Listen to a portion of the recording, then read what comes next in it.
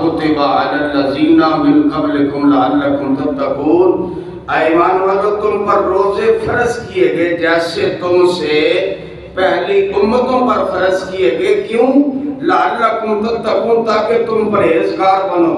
نبی کریم آقا امام الانبیاء فرماتے ہیں جس نے رمضان کا ایک روزہ چھوڑ دیا، توجہ کریں، حضور فرماتے ہیں جس نے رمضان المبارک کا ایک روزہ چھوڑ دیا وہ ساری زندگی روزے رکھتا رہے، گرمیوں کے سردیوں کے ساری زندگی روزے رکھے، حضور فرماتے ہیں اس ایک روزے کا اس ثواب کو وہ کبھی پہنچ سکتا نہیں۔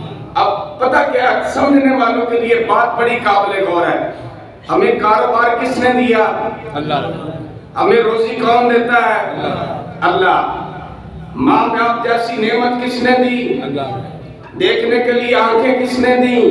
بولنے کے لیے زبان اللہ نے دی، پکڑنے کے لیے ہاتھ اللہ نے دیے، سننے کے لیے کان اللہ نے دیے، اللہ چلنے کے لیے پاؤں جو ہے وہ اللہ نے دیے، سانسوں کی مالا جو برقرار ہے وہ اللہ کے حکم کی وجہ سے ہے، تو ہم اللہ کے ساتھ ہی دھوکہ کر رہے ہیں۔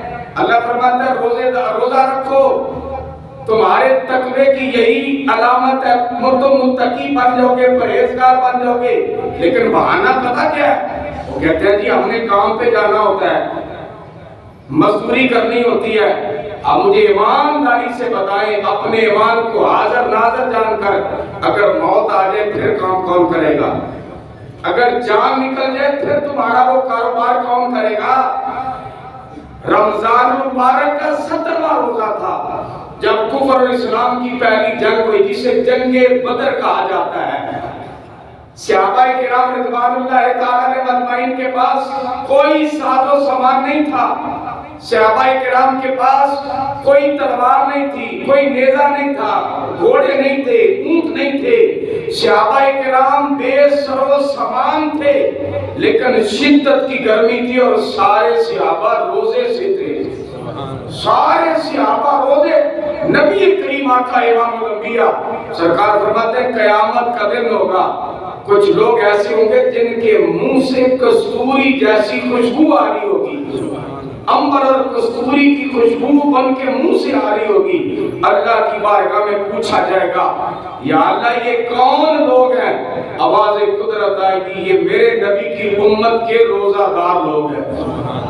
تو نبی کریم آخری جملہ حضور فرماتے ہیں اگر تم قیامت کے دن کی پیاس سے بچنا چاہتے ہو، اگر تم قیامت کے دن کی ہولناکی سے بچنا چاہتے ہو، اگر تم پل صراط سے گزرنے والی گھبراہٹ سے بچنا چاہتے ہو، حضور فرماتے ہیں اگر قیامت کے دن کے اس اپنا جس دن سورج سوارے سے پہ ہوگا، نفسا نفسی کا عالم ہوگا، آقا فرماتے ہیں بیٹا باپ کی طرف نہیں دیکھے گا، ماں بیٹی کی طرف نہیں دیکھے گی، ہر بندے کو اپنی پڑی ہوئی ہوگی۔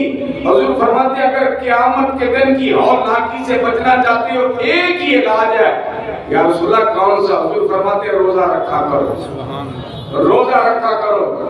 تو کیا ہوتا ہے 4 فٹ چربی چڑھی، صحت یابی ہے، پوری صحت ہے، کیا کہتے ہیں جی میں بیمار ہوں، اور کتنے اور کیسی بات ہے، کتنے ایسے گھر ہیں جنہوں نے گھروں میں روزے کو داخل نہیں ہونے دیا، صبح بھی ناشتے پکڑے ہیں، دوپہر کو بھی کھانے، شام کا بھی وہی اپنا شیڈول جس طرح، یعنی ان کے لیے رمضان آیا ہی نہیں۔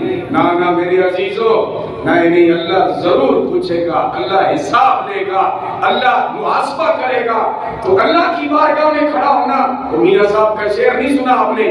میاں صاحب کہتے ہیں چٹی چادر بملا والی داغ نہ لامی جڑیاں، حشر دہاڑے پھر نہ یقین آئیو ربا کی بڑھیاں۔ اللہ تعالیٰ میرے سمیت ہم سب کو عمل کی توفیق عطا فرمائے۔